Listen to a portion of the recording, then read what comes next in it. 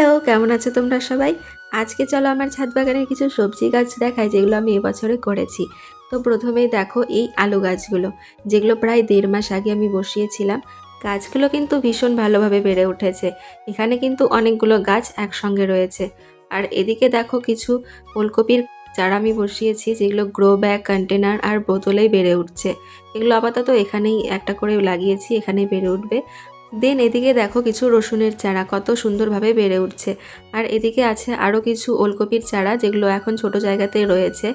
আরও গাছগুলো যখন বড় হবে, আমার কাছে বড় জায়গা থাকলে তখন বড় জায়গাতে এগুলোকে দিয়ে দেব।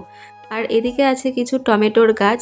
এদিকে টমেটোর গাছ লাগিয়ে আমার ভীষণ ভুল হয়ে গেছে। আবার একই সঙ্গে আমি পালং, আবার ওলকপি, আলু দিয়ে দিয়েছি, লঙ্কার গাছ দিয়ে দিয়েছি।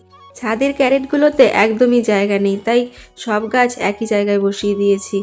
তাতেই কিন্তু দেখো কত সুন্দর একই জায়গাতে পালং আবার ধনে হয়েছে। আর এই গাছটা যে কি আমি বুঝতেই পারছি না। ধনেপাতার মতোই দেখতে, কিন্তু কোনো সেন্ট নেই। তোমরা জেনে থাকলে আমাকে একটু কমেন্টস করে জানিও তো এটা কী গাছ।